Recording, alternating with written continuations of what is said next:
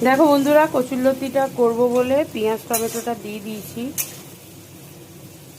এবার রসুন দেব, তারপর একটু মজুক, হলুদ দিয়ে দিলাম, লঙ্কার গুঁড়ো দিয়ে দিলাম,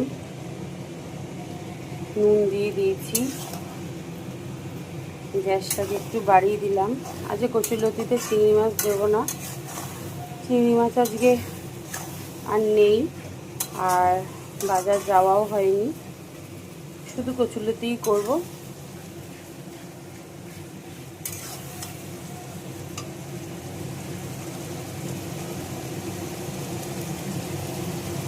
ফুল কচুরলতিগুলো দিয়ে দিয়েছি কড়াইতে।